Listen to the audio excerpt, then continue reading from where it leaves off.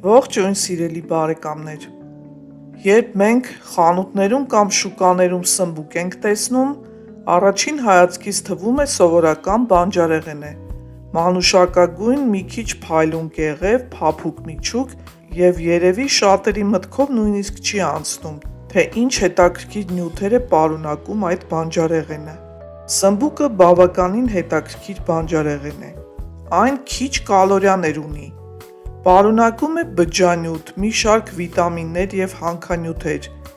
իսկ հատկապես մուգ կեղևի մեջ կան պոլիֆենոլներ և անտոցիաններ, բուսական միացություններ են, որոնց նկատմամբ գիտնականները մեծ հետաքրքրություն են ցուցաբերում։ Խոհանոցում մենք սմբուկին անվանում ենք բանջարեղեն, սակայն բուսաբանության տեսանկյունից սմբուկը պտուղ է,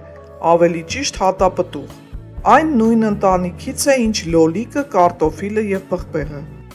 Ունի բազմաթիվ տեսակներ, ամենահայտնին իհարկե մուգ մանուշակագույն սմբուկն է, բայց գոյություն ունեն նաև սպիտակ, կանաչ, բաց մանուշակագույն, նույնիսկ տարբեր գծավոր տեսակներ։ Սմբուկի գույնը միայն արտաքին տեսքի հարց չէ։ Մանուշակագույն կեղևը կապված է անտոցիանների, բուսական գունանյութերի առկայության հետ։ Իսկ սմբուկի կեղևում հատկապես հայտնի է միացությունը, որը կոչվում է նասունին։ Իսկ ինչ է նասունինը։ Նասունինը սմբուկի կեղևում հայտնաբերվող անտոցիանային միացություն է։ Անտոցիանները բույսերին տալիս են կարմիր, մանուշակագույն և կապտավուն երանգներ։ Դրանք նաև համարվում են կենսաակտիվ բուսական միացություններ։ Նասունինի նկատմամբ հետաքրքրությունը մեծ է հատկապես նրա հակաօքսիդանտային հատկությունների պատճառով։ Հետազոտություններում ուսումնասիրվել է նրա ազատ ռադիկալների հետ փոխազդելու և օքսիդատիվ գործընթացների վրա ազդեցության հնարավորությունը։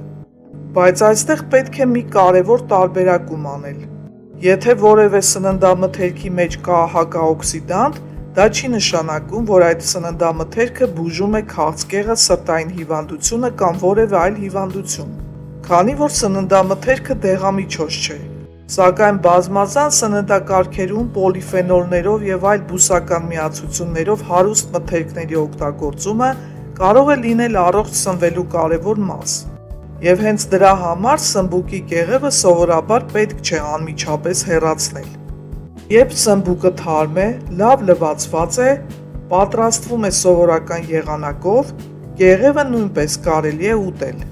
Սմբուկի ամենամեծ առավելություններից մեկը այն է, որ բավական ցածր կալորիականություն ունի։ Մոտ 82 գրամ հում խորանարդաձև կտրատած սմբուկը պարունակում է մոտ 20 կիլոկալորիա։ Այդ չափաբաժնում կա մոտ 3 գրամ բջջանյութ, մոտ 5 գրամ ածխաջուր և մոտ 1 գրամ սպիտակուց։ Այսինքն, եթե վերցնենք մոտավորապես 100 գրամ սմբուկ, կստացվի 24 կիլոկալորիա։ Սա շատ քիչ է, և հենց այդ պատճառով սմբուկը կարող է լավ ընտրություն լինել նրանց համար, ովքեր փորձում են վերահսկել ընդհանուր կալորիականությունը։ Սմբուկը ինքնին ցածր կալորիականություն ունի, սակայն այն կարող է դառնալ շատ բարձր կալորիականությամբ ուտեստ, եթե այն տապակվի մեծ քանակությամբ յուղի կամ ձեթի մեջ։ Այն կարող է բավականին շատ յուղ կլանել։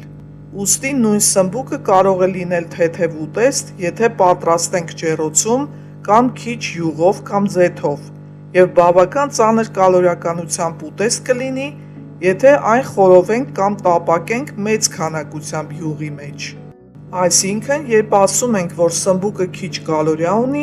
պետք է հասկանալ, սմբուկը քիչ կալորիա ունի, ոչ թե պարտադիր սմբուկով պատրաստած ցանկացած ուտեստ։ Սմբուկի մեկ այլ հետաքրքիր հատկությունը բջջանյութի պարունակությունն է։ Բջջանյութը մեր օրգանիզմի համար կարևոր է հատկապես աղիքների նորմալ աշխատանքի համար։ Այն օգնում է սննդակարգը դարձնել ավելի հագեցնող և կարող է նպաստել աղիքների բնականոն աշխատանքին։ Այն կարող է իր բաժինը ունենալ օրվա ընթացքում անհրաժեշտ բջջանյութը հավաքելու գործում։ Բայց միայն սմբուկ ուտելով հնարավոր չէ լուծել մարսողական բոլոր խնդիրները։ Բջջանյութ պետք է ստանանք տարբեր բանջարեղեններից, մրգերից, լոբազգիներից, ամբողջական հացահատիկներից, ընկույզներից և սերմերից։ Սմբուկը վիտամինների հսկայական ռումբ չէ, բայց պարունակում է որոշ վիտամիններ։ Դրա մեջ կան վիտամին C-ի որոշ քանակներ, ինչպես նաև B խմբի մի շարք վիտամիններ և ֆոլատ։ Սակայն սմբուկի արժեքը միայն վիտամիններով չափել ճիշտ չէ։ Նրա հետաքրքրությունը մեծապես պայմանավորված է նաև պոլիֆենոլներով, ֆենոլային թթուներով և անտոցիաններով։ Նրա մեջ հատկապես ուսումնասիրված միացություններից մեկը քլորոգենաթթուն է։ Քլորոգենաթթուն ֆենոլային միացություն է և համարվում է սմբուկի կարևոր կենսաակտիվ բաղադրիչներից մեկը։ Այս նյութերի մասին գիտական ուսումնասիրությունները շատ հետաքրքիր են, բայց պետք է հիշել, լաբորատոր ուսումնասիրության արդյունքը դեռ չի նշանակում, որ նույն ազդեցությունն անպայման տեղի է ունենում մարդու օրգանիզմում, սովորական չափաբաժնով սմբուկ ուտելու դեպքում։ Այս բանջարեղենը պարունակում է նաև հանքանյութեր, այդ թվում կալիում, մագնեզիում, մանգան և որոշ քանակությամբ երկաթ։ Կալիումը կարևոր է օրգանիզմում հեղուկների հավասարակշռության, նյարդային համակարգի և մկանների բնականոն աշխատանքի համար։ Եթե մարդը ցանկանում է սննդակարգում ավելացնել կալիումի քանակ, կան շատ այլ ավելի հարուստ աղբյուրներ ևս։ Այս պտղի առավելությունը այն է, որ ամենը ստանում ենք համեմատաբար ցածր կալորիականությամբ մթերքից։ Պոլիֆենոլների և անտոցիանների վերաբերյալ կան ուսումնասիրություններ, որոնք ցույց են տալիս հնարավոր հակաօքսիդանտային և սրտանոթային համակարգին առնչվող ազդեցություններ։ Սրտի առողջության համար շատ կարևոր է ամբողջ սննդակարգը, բանջարեղենի և մրգերի բավարար քանակը, լոբազգիները, ամբողջական հացահատիկները, ձուկը կամ այլ առողջ սպիտակուցային աղբյուրները, աղի և հագեցած ճարպերի չափավոր օգտագործումը, ֆիզիկական ակտիվությունը և առողջ քաշը։ Սմբուկը կարող է այդ առողջ սննդակարգի մի մասը լինել։ Իսկ արդյոք սմբուկը նիհարեցնում է։ Պատասխանը սա է. սմբուկը ինքնուրույն չի նիհարեցնում, բայց այն կարող է օգտակար լինել քաշը վերահսկելու ժամանակ, որովհետև այն ցածր կալորիականություն ունի և պարունակում է բջջանյութ։ Օրինակ, եթե բարձր կալորիականությամբ կողմնակի ուտեստի փոխարեն պատրաստենք ջեռոցում թխած սմբուկ, այլ բանջարեղենի և սպիտակուցի աղբյուրի հետ, կարող ենք ստանալ բավական հագեցնող, բայց համեմատաբար թեթև սնունդ։ Իսկ եթե նույն սմբուկը տապակենք մեծ քանակությամբ յուղի մեջ, ավելացնենք մայոնեզ, պանիր, յուղոտ սոուսներ և այլն, կալորիականությունը կարող է շատ արագ բարձրանալ։ Իսկ արդյոք սմբուկը կարելի է շաքարային դիաբետ ունեցողներին։ Համեմատաբար քիչ ածխաջուր և շատ բջջանյութ ունի այս պտուղը, ուստի այն կարող է տեղավորվել նաև շաքարային դիաբետ ունեցող մարդու հավասարակշռված սննդակարգում, բայց այստեղ նույնպես պետք չէ սմբուկը ներկայացնել որպես շաքարը իջեցնող բուժիչ միջոց։ Երբ մարդը ունի շաքար, սննդակարգը պետք է համապատասխանեցվի իր ընդհանուր առողջական վիճակին, դեղորայքին և բժշկի կամ դիետոլոգի խորհուրդներին։ Հատկապես կարևոր է ուշադրություն դարձնել ոչ միայն սմբուկին, այլ ամբողջ ուտեստին։ Իսկ հիմա ներկայացնեմ, թե ում է հակացուցված այս բանջարեղենը։ Չնայած սմբուկը մարդկանց մեծամասնության համար սովորական սննդամթերք է, կան իրավիճակներ, երբ պետք է զգուշանալ։ Առաջինը ալերգիան։ Ինչպես ցանկացած սննդամթերք, սմբուկը նույնպես կարող է որոշ մարդկանց մոտ առաջացնել ալերգիկ ռեակցիա։ Եթե սմբուկ ուտելուց հետո առաջանում են շրթունքների կամ կոկորդի այտուց, շնչառության դժվարություն, տարածված ցան կամ այլ ուժեղ ախտանշաններ, անհրաժեշտ է անհապաղ դիմել բժշկական օգնության։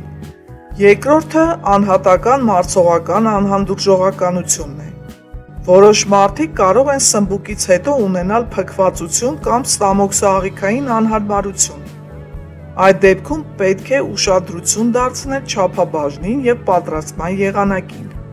Երրորդը երիկամների որոշ հիվանդություններ և կալիումի սահմանափակում պահանջող դիետաներն են։ Սմբուկը շատ բարձր կալիում պարունակող մթերք չէ, բայց եթե մարդուն բժշկի կողմից նշանակվել է կալիումի խիստ սահմանափակում, սննդակարգը պետք է կազմել անհատապես։ Եվ ևս մեկ հետաքրքիր թեմա կա սմբուկի բնական գլիկոալկալոիդները։ Սմբուկը պատկանում է գիշերազգիների ընտանիքին և պարունակում է որոշ գլիկոալկալոիդային միացություններ։ Գիտական գրականությունը դրանք ուսումնասիրում է, իսկ շատ բարձր քանակները կարող են խնդիրներ առաջացնել։ Սակայն սովորական սննդային չափաբաժնով թարմ, նորմալ հասած սմբուկը մարդկանց մեծամասնության համար համարվում է սովորական սննդամթերք։ Իսկ հում սմբուկ կարելի է ուտել։ Տեխնիկապես սմբուկը կարելի է ուտել հում վիճակում, սակայն սովորաբար այն ավելի հաճելի և հեշտ է օգտագործել եփած վիճակում։ Հում սմբուկը կարող է ունենալ ավելի դառնավուն համ և կոշտ կառուցվածք։ Բացի դա, սմբուկի պատրաստման եղանակը մեծ ազդեցություն ունի վերջնական ուտեստի վրա։ Ինչու է սմբուկը երբեմն դառնահամ լինում։ Սմբուկի դառնությունը կարող է կապված լինել տարբեր բնական միացությունների և հատկապես գլիկոալկալոիդների քանակի հետ։ Տարբեր սորտեր կարող են ունենալ տարբեր համ և քիմիական բաղադրություն։ Հասածության աստիճանը նույնպես նշանակություն ունի։ Եթե ցանկանում եք սմբուկից առավելագույն օգուտ ստանալ, ամենապարզ տարբերակներից մեկը սա է. լավ լվանալ, կեղևը հնարավորության դեպքում թողնել, օգտագործել չափավոր քանակությամբ յուղ կամ ձեթ և պատրաստել ջեռոցում կամ այլ թեթև եղանակով։ Այսպես դուք կստանաք համեղ, ցածր կալորիականությամբ և սննդային առումով հետաքրքիր մթերք։